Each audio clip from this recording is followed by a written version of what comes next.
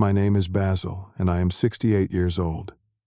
After working construction my whole life, I never expected my only son Daniel would leave me behind for his wife Amelia and her father's mansion. His words cut deep. Dad, you belong to the past. But 3 months later, they showed up at my doorstep with luggage, looking desperate and defeated. When the door opened, they froze in shock. The man who answered was not me. If you are watching this video, please let me know where you are viewing from and subscribe to hear more stories about family, betrayal, and redemption. I have been a widower for 15 years now. My wife Sarah passed away from cancer when Daniel was just 13. From that moment on, it was just me and my boy against the world. I worked as a construction foreman, putting in 60-hour weeks to make sure Daniel had everything he needed. We never had luxury, but we never went hungry either. Our house on Maple Street was small but always clean, with a yard I kept neatly trimmed every weekend.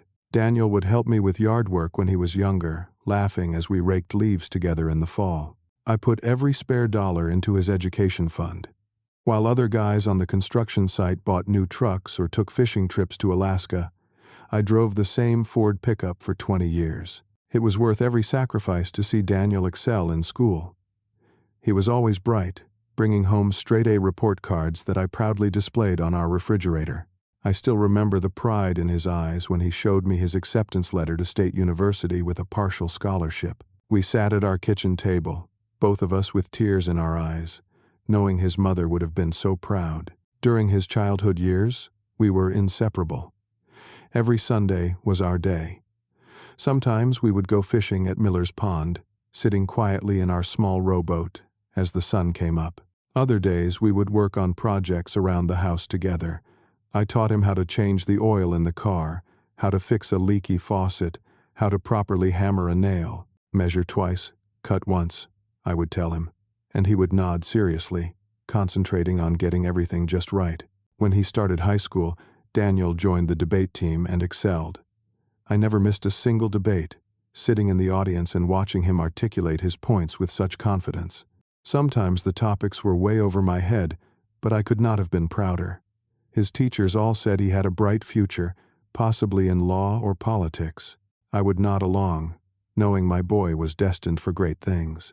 The summer before college, we took a road trip together across 3 states.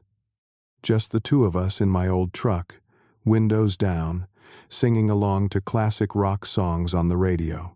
We talked about everything during that trip: his hopes for college, his memories of his mother, his dreams for the future.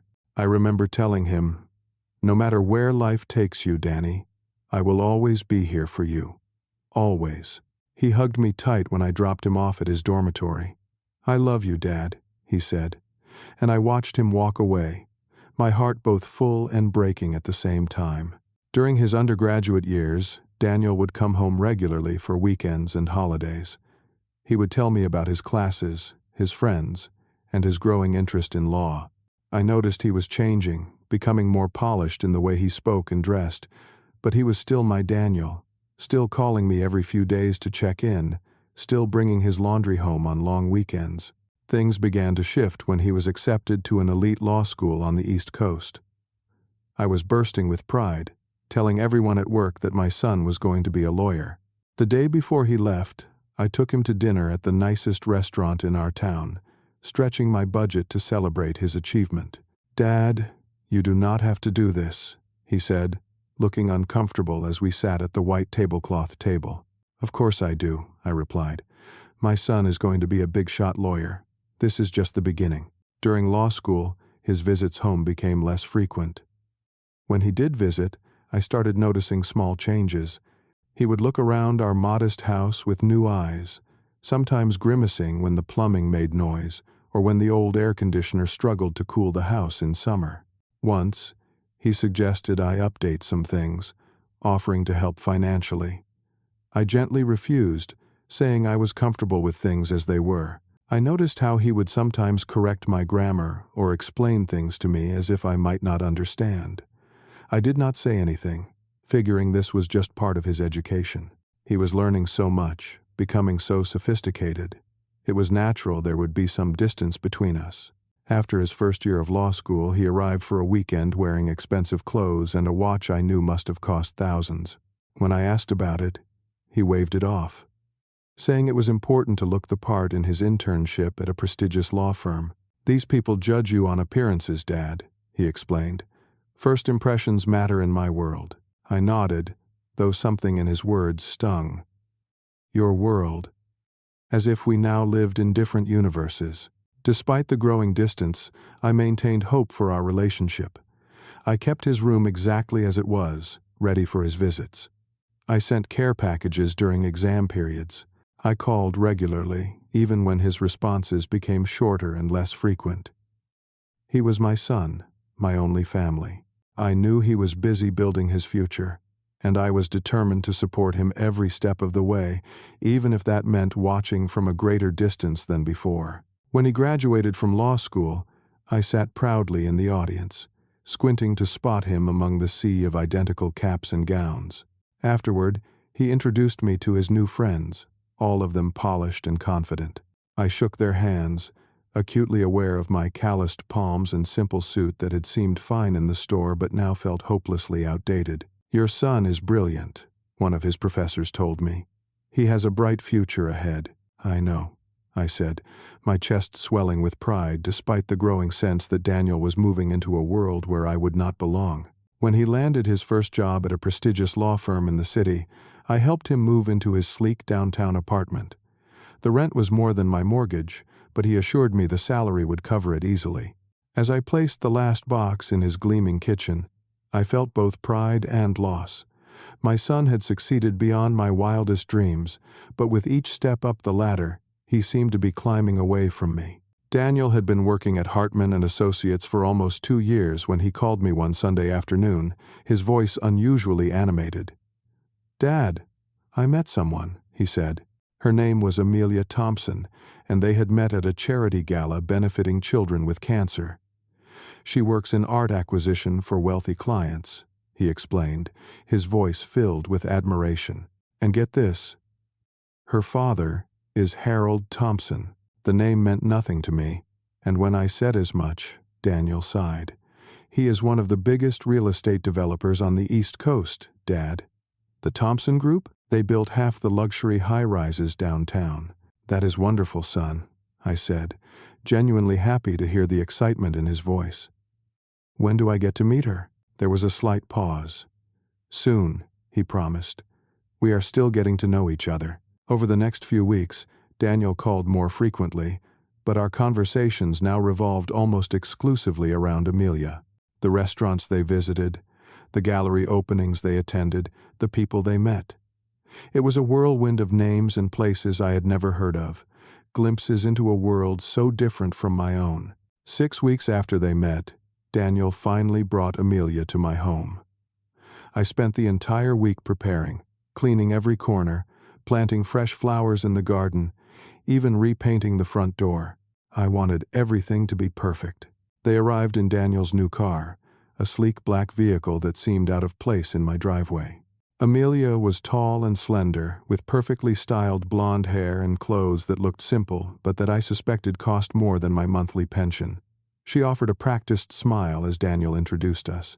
"It is so nice to finally meet you, Mr. Williams," she said, her handshake brief and light. "Daniel has told me so much about you." "All good things, I hope," I joked, ushering them inside. "And please, call me Basil." I had prepared a pot roast, Daniel's favorite since childhood. As we sat at my kitchen table, I noticed Amelia looking around, her eyes lingering on the dated wallpaper, the worn carpet, the simple furniture. When she thought I was not looking, she discreetly wiped her fork with her napkin before using it. "This is delicious, Dad," Daniel said, though I noticed he took smaller portions than he used to. "Thank you for cooking, Mr. Williams," Amelia added. "Usually we eat out or have our meals prepared by the service my father uses."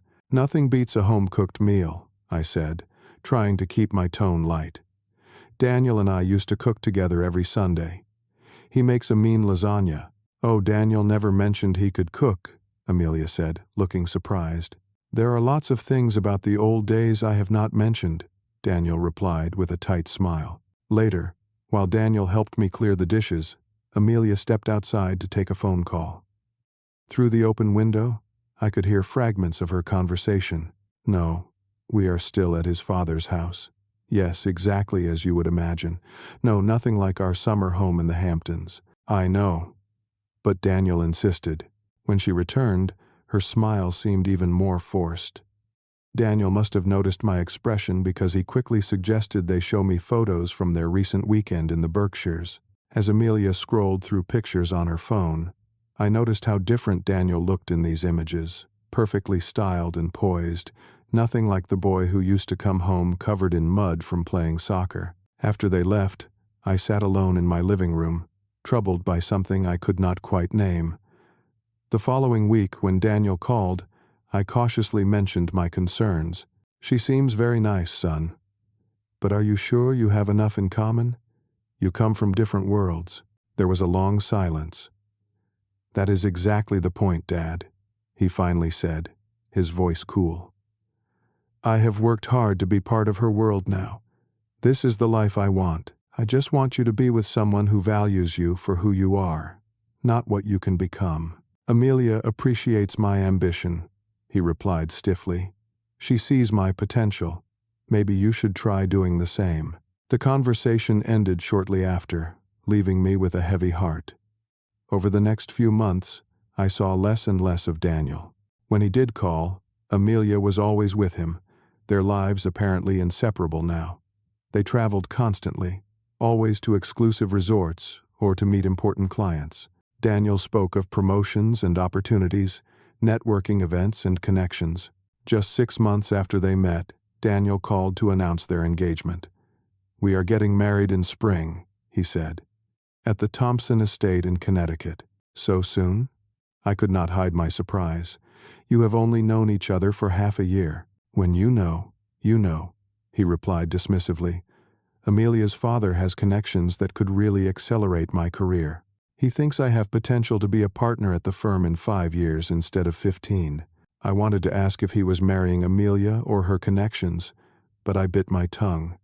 "As long as you are happy, son, that is all that matters to me." 2 weeks later, a thick, cream-colored envelope arrived in the mail. The wedding invitation was elegant and formal, with a separate card listing various events spanning an entire weekend. At the bottom was a handwritten note. Dress code strictly formal. Wedding planner suggests charcoal gray suit with blue tie for father of groom. Please confirm rental measurements. Attached was another note on monogrammed stationery. Daniel mentioned you might not have appropriate formal wear. Our family tailor can assist. Please call the enclosed number to arrange a fitting at your convenience. With regards, Harold Thompson. I stared at the note for a long time, a mixture of emotions washing over me. I had worn the same black suit to every important event in my life, including my own wedding and Sarah's funeral. It had always been good enough before.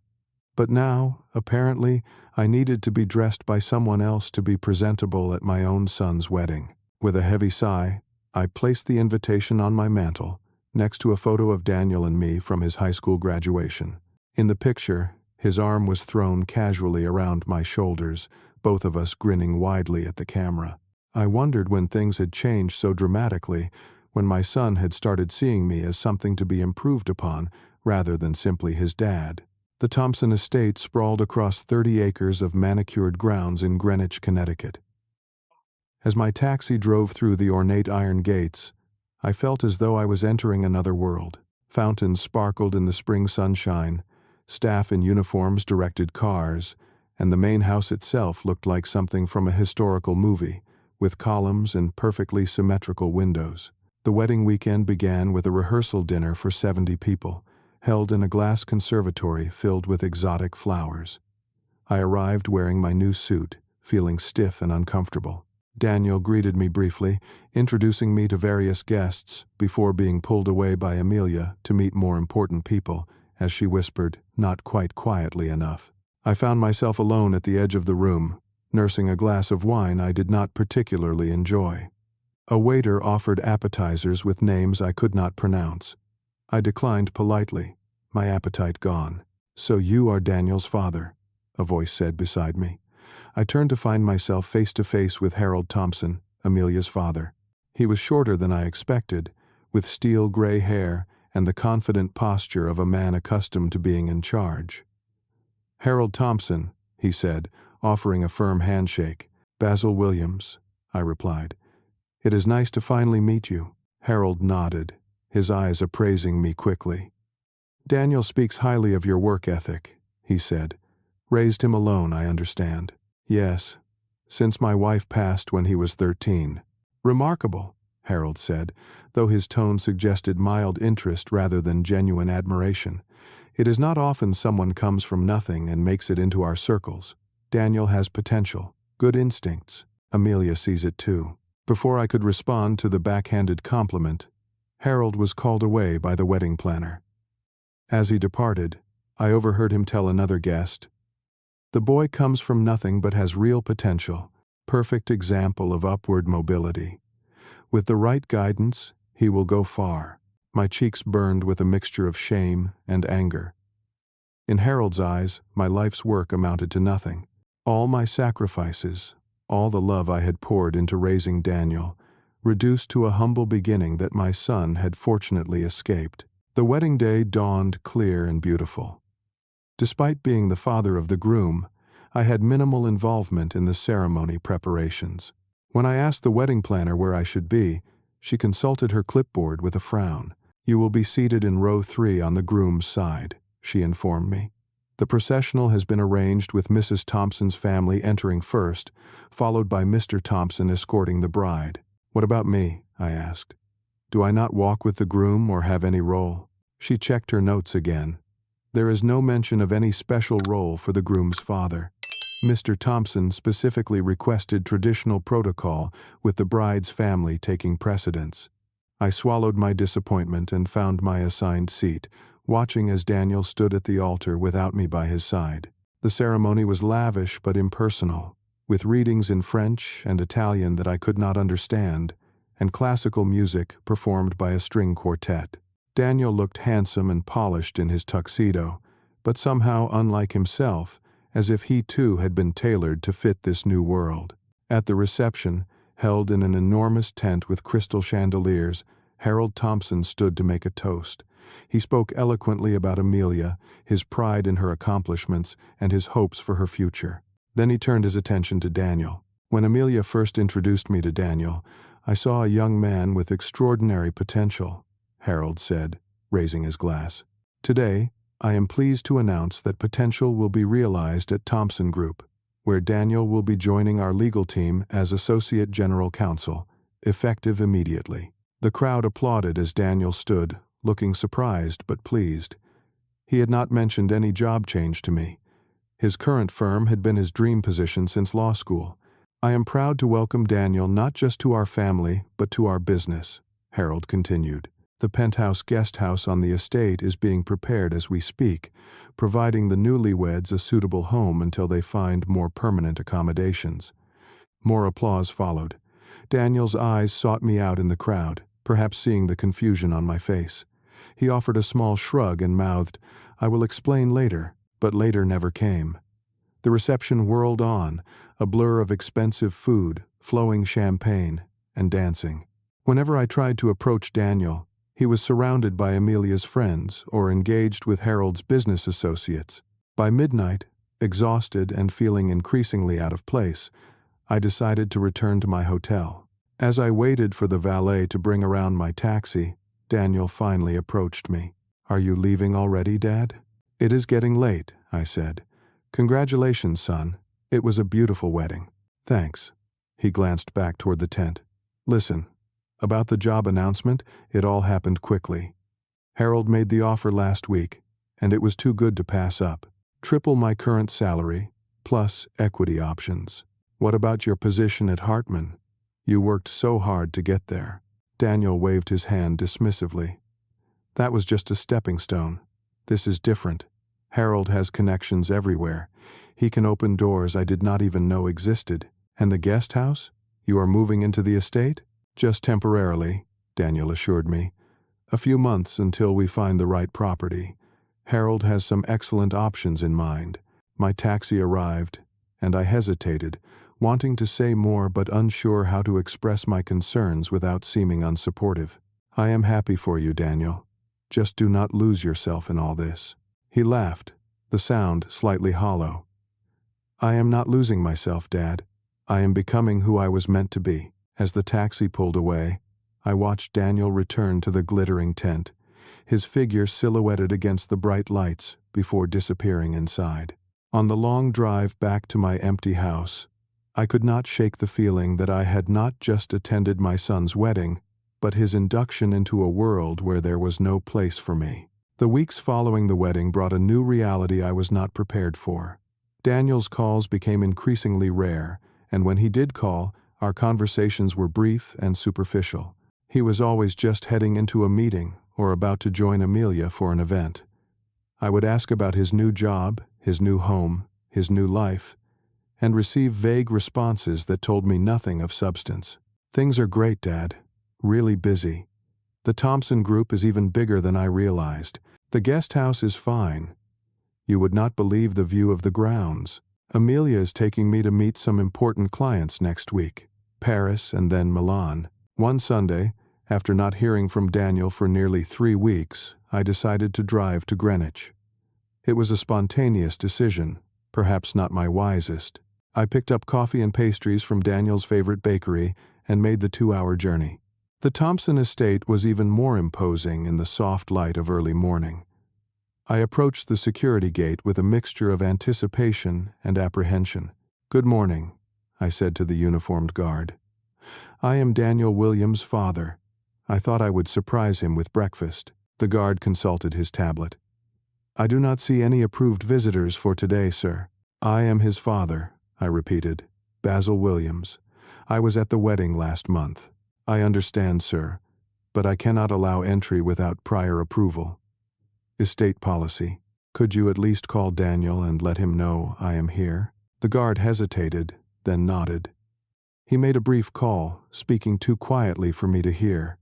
When he hung up, his expression was apologetic but firm. "I am sorry, sir. Mr. Williams is unavailable at the moment. He suggests calling to arrange a visit next time." I sat in my car outside the gate for several minutes, the pastries and coffee growing cold beside me.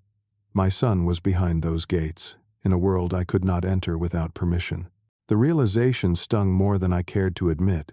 When Thanksgiving approached, I received a formal invitation to join the Thompson family at the estate. The card specified a dress code and requested dietary restrictions be submitted to the chef. It felt more like an invitation to a corporate event than a family holiday. The meal itself was elaborate, served in a dining room that could have comfortably seated 50 people instead of the 12 present. Conversation revolved around business deals, political connections, and upcoming social events. Daniel spoke confidently about legal strategies for upcoming Thompson Group acquisitions, using terminology I did not understand. He seemed completely at ease in this environment, laughing at inside jokes, discussing wines and vacation destinations as if he had been born to this life. I barely recognized my son in this polished, calculated version of himself. When I mentioned a funny story from his childhood, the table fell awkwardly silent. Daniel cleared his throat and quickly changed the subject to a gallery opening Amelia was organizing. After dinner, when we briefly had a moment alone, I tried to connect with him. "You seem different, son," I said carefully. "Different good or different bad?" His tone was defensive. "Just different. I hardly see the boy I raised in there anymore." Daniel's expression hardened. "That is because I am not a boy anymore, Dad. I am a successful attorney married to an incredible woman, living a life most people only dream of. Why can you not just be happy for me?" "I am happy that you are successful," I assured him. "I just miss my son." He checked his watch. "I need to get back to the guests. Harold is introducing me to the governor later." As I drove home that night, I realized the distance between us was no longer just physical. My son was becoming someone I did not recognize, someone who seemed increasingly embarrassed by his origins, by me. Christmas brought another painful reminder of our growing estrangement. A courier delivered an expensive-looking box to my door, containing a designer watch with a card signed by both Daniel and Amelia, though the handwriting was not his. No call, no visit, just an expensive gift that felt more like an obligation than a gesture of love. In January, Daniel finally visited my home, but not alone. Amelia was with him, as was a woman he introduced as their interior designer. They moved through my house with purpose, discussing which of Daniel's childhood belongings should be preserved. "We have decided to make the move to the estate permanent," Daniel announced, watching the designer photograph his old trophies. "Harold has given us the entire East Wing. It is being renovated now." "Permanent?" I repeated, the word feeling heavy. "I thought it was just temporary, until you found your own place. This makes more sense financially," he explained. "The estate has everything we need, plus security and staff. And it puts me closer to Harold for work matters." Amelia was examining a framed photo of Daniel and me at a baseball game. "Do you really need to keep all these old pictures?" she asked him. "They do not exactly fit the aesthetic we are going for." "They are memories," I said, perhaps more sharply than intended. Amelia gave me a thin smile. "Of course, we can digitize them. Much more practical than all these frames collecting dust." As they continued cataloging Daniel's past, deciding what was worthy of inclusion in their new life, something inside me broke. When they moved to his bedroom, I remained in the living room, listening to their muffled voices as they sorted through the remnants of our shared history.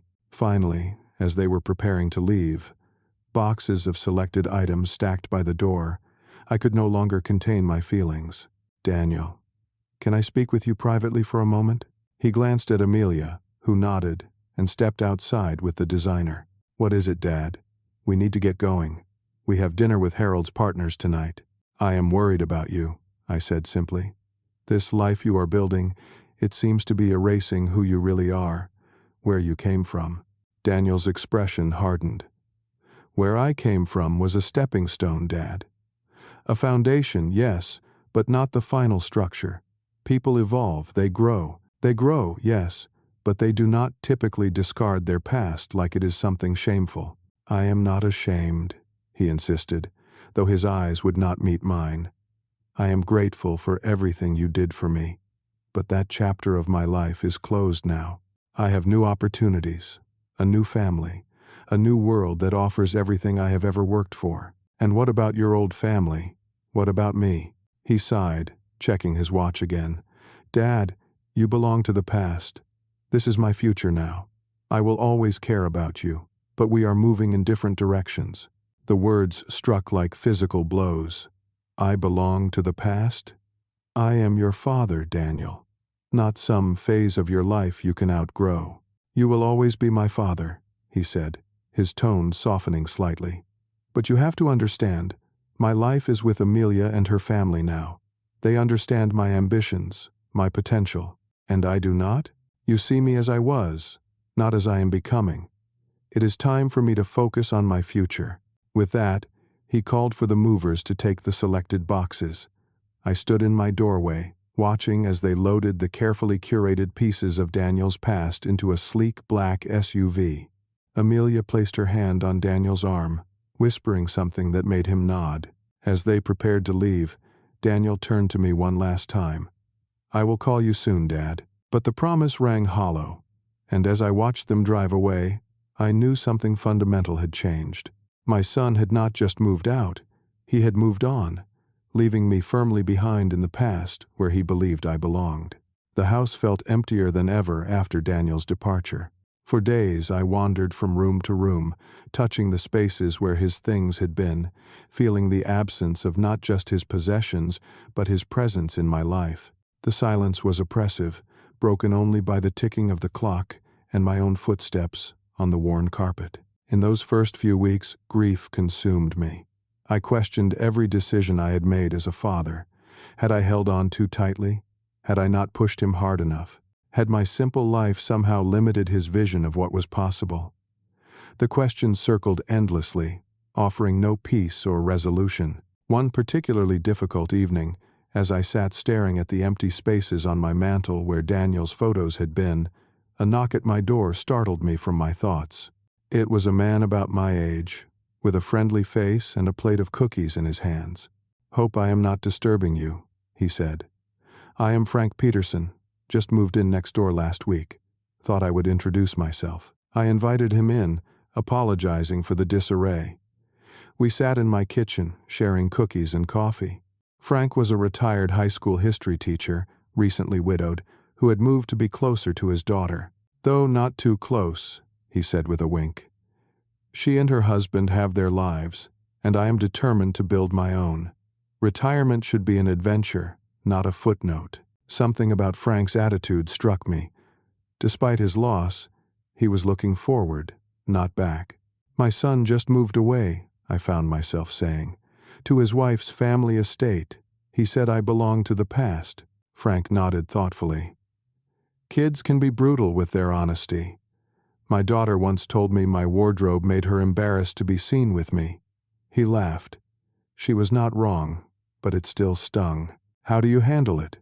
The distance?" I decided to get busy living rather than dwelling on what I could not change. The community center downtown has all these programs for seniors. Volunteering, classes, social events. Gets me out of the house and my own head. The next day, almost on impulse, I drove to the community center Frank had mentioned. The building was bright and welcoming, with a bulletin board covered in colorful flyers advertising various activities. One in particular caught my eye. Veterans Housing Project seeking volunteers with construction experience. I had spent 40 years in construction before retiring. Perhaps my skills could still be useful somewhere. I wrote down the contact information and called that afternoon. The project was a collaboration between the community center and a local nonprofit, converting an old motel into transitional housing for homeless veterans. When I arrived for my first day, I was greeted by a site foreman who looked relieved to see me. "You actually know what you are doing," he said after watching me work for an hour. "Thank God. Most of our volunteers are enthusiastic but clueless. Working with my hands again felt good." The familiar rhythm of measuring, cutting, and building provided a comfort I had been missing. Each day I returned home physically tired but mentally lighter, my thoughts occupied with project plans rather than my own problems. Frank and I fell into a routine of carpooling to the community center together.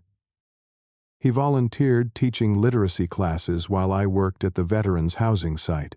Afterward, we would often grab dinner at a local diner, swapping stories and gradually building a friendship that felt easy and natural. One Saturday at the housing project, I was installing kitchen cabinets when a woman about my age approached, clipboard in hand. She had silver-streaked dark hair pulled back in a practical ponytail, and wore jeans and a flannel shirt with the sleeves rolled up. "You must be Basil," she said. "I am Eleanor Morgan, volunteer coordinator. Frank has told me about you. Says you are a miracle worker with power tools." I laughed, wiping dust from my hands before shaking hers. "Frank exaggerates. I just know my way around a construction site. That is more than most of our volunteers can say," Eleanor replied with a warm smile. "Would you mind looking at the bathroom plumbing in Unit 12? The sink is giving us fits." Eleanor turned out to be not just the volunteer coordinator, but also a retired nurse with a no-nonsense attitude and a dry sense of humor that made me laugh more than I had in months. We started having lunch together at the work site, finding we shared not only a commitment to the housing project but also a love of old Western movies and blackberry pie. "My husband hated Westerns," she confided one day. "After he passed 5 years ago, I binge-watched every John Wayne movie I could find. Small rebellions keep us sane." One evening over coffee at the diner with Frank and Eleanor, she mentioned her brother Thomas. "He is going through a rough divorce," she explained. "Needs a temporary place to stay while he gets back on his feet. His lease is up next week, and the rental market is impossible right now." Frank nodded sympathetically. "It is brutal out there. My daughter helped me find my place, but it took months." A thought occurred to me suddenly. "I have a spare room," I heard myself saying. More than a spare room, really. A whole empty bedroom just gathering dust. Eleanor looked surprised. "Are you serious? You would rent to Thomas?" The suggestion had come spontaneously, but the more I considered it, the more right it felt. Why not? The house is too quiet these days. As long as he does not mind living with an old construction worker, he is welcome. 2 days later, I met Thomas, a quiet man in his 50s with kind eyes and a firm handshake. "Just for a few months," he assured me, "until I can find my own place." "No rush," I replied, showing him Daniel's old room. It would be good to have someone else around. As Thomas moved in, I realized something had shifted within me. The room that had been a shrine to my son's absence was becoming something new. The house that had felt like a museum of my past was turning into a living space again. Inspired by this change, I began making other alterations to my home. With Frank and Eleanor's encouragement, I painted the living room a warm terracotta color to replace the faded beige that had been there for 20 years. Thomas helped me install new shelving in the kitchen, and Eleanor brought over plants that brightened every windowsill. On weekends, our house became a gathering place. Frank would bring history books he thought I might enjoy, Eleanor would arrive with homemade bread, and Thomas often invited coworkers from his new job at the library. My dining table, which had sat mostly empty for years, was now regularly surrounded by laughter and conversation. One Sunday evening, as I looked around at these new friends sharing a meal in my home, I realized I was no longer defined solely by being Daniel's father. I was Basil, a skilled volunteer at the Veterans Project, a friend to Frank and Eleanor, a landlord to Thomas, a host to this impromptu family we were creating. My life had not ended when Daniel left. It had simply changed direction, opening doors I had not known existed. For the first time since he had spoken those cutting words, I felt not like a relic of the past, but like a person moving forward into a future of my own making. 3 months passed quickly in my new life. The Veterans Housing Project was nearing completion, with a grand opening ceremony planned for the following month. Eleanor and I had gradually shifted from friends to something more, though we were taking things slowly, both of us cautious after years on our own. Thomas had become not just a tenant, but a friend, often joining me for coffee in the mornings before we both headed off to our respective days. The house itself had transformed along with my life. New furniture mixed with old pieces, walls displayed artwork from local artists Eleanor had introduced me to, and the backyard now featured a vegetable garden we all tended together. It was still the same house where I had raised Daniel, but it had evolved into a warm, welcoming space that reflected my present rather than just preserving my past. It was a Wednesday evening in early autumn when the doorbell rang. Thomas was closest to the door, reading in the living room while I prepared dinner in the kitchen. Eleanor was expected later, bringing dessert for our weekly dinner together.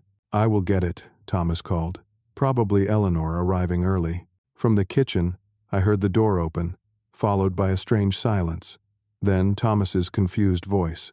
"Can I help you?" Curious, I wiped my hands on a dish towel and moved toward the entryway. The sight that greeted me stopped me in my tracks. Daniel and Amelia stood on my porch, several suitcases at their feet. They were staring at Thomas with identical expressions of shock. "Who are you?" Daniel demanded, his voice sharp. "Where is my father?" Before Thomas could answer, I stepped forward. "Daniel? Amelia? What are you doing here?" Their eyes swung to me, relief on Daniel's face quickly replaced by confusion as he looked between Thomas and me. "Dad? Who is this man? Why is he in our house?" "This is Thomas," I explained calmly, though my heart was racing. "He rents the spare room. Please, come in. You both look exhausted." They stepped inside hesitantly, taking in the changed interior of the house. The new paint colors, the rearranged furniture, the art on the walls, all seemed to confuse them further. "What happened to this place?" Amelia asked, her usual poise noticeably absent. Her clothes, typically immaculate, looked rumpled, and her hair was pulled back in a simple ponytail instead of her usual perfect style. "I redecorated," I said simply. "Thomas, would you mind helping bring in their luggage? It looks like they might be staying a while." As Thomas moved to help, Daniel stared at him warily. "We did not know you had a tenant," he said, his voice low. "We thought we could stay here for a bit."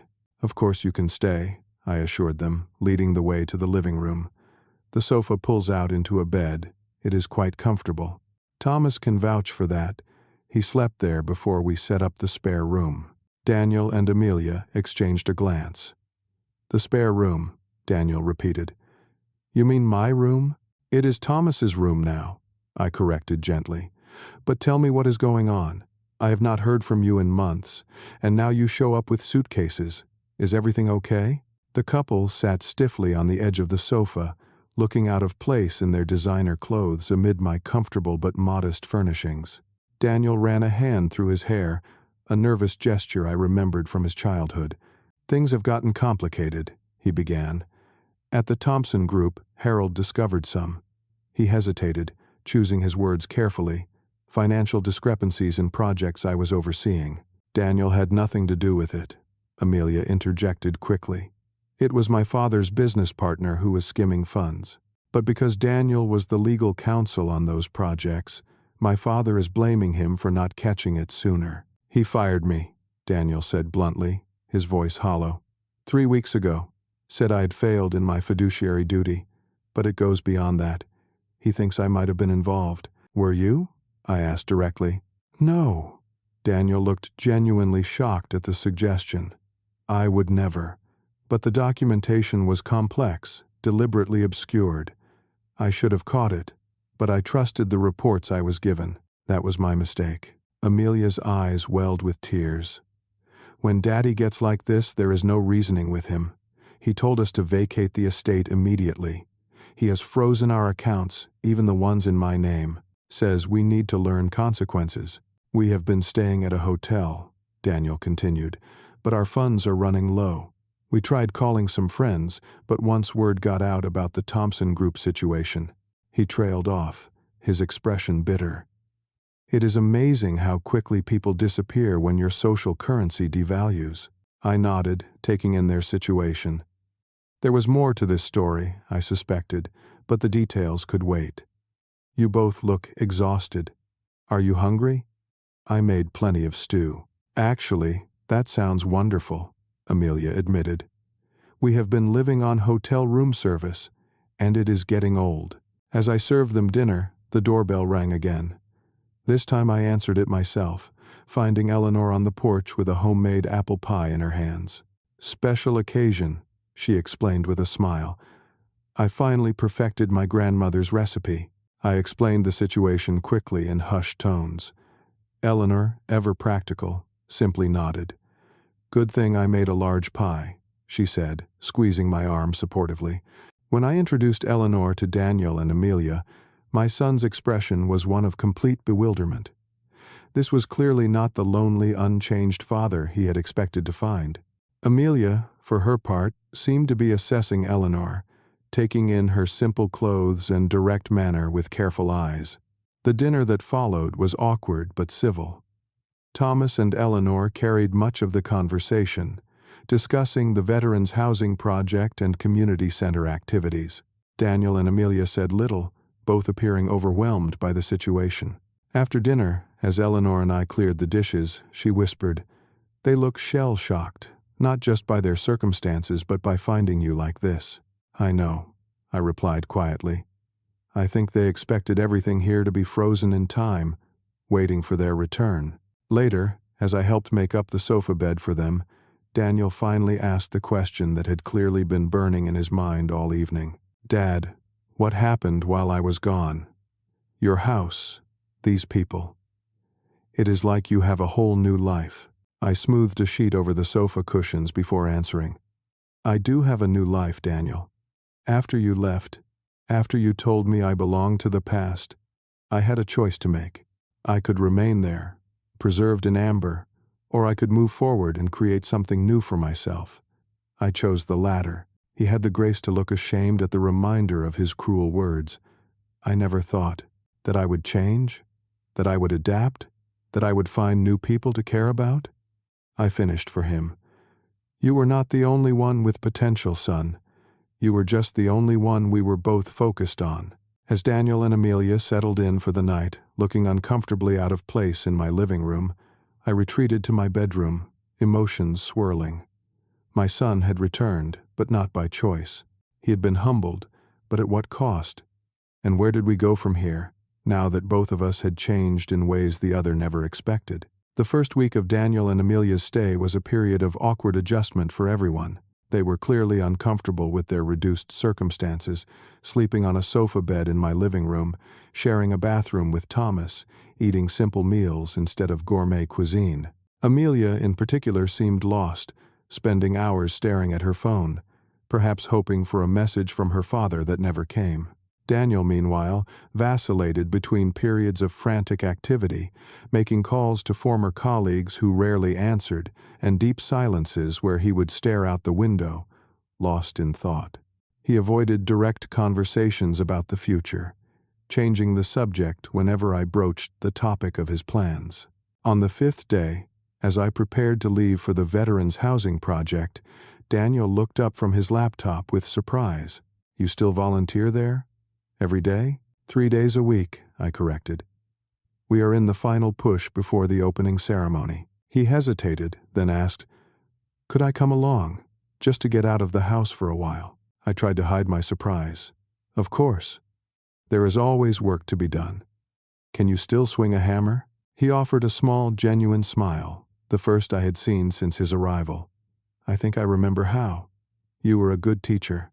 At the project site, I watched as Daniel initially stood awkwardly amid the bustle of activity, clearly out of his element in his expensive casual clothes.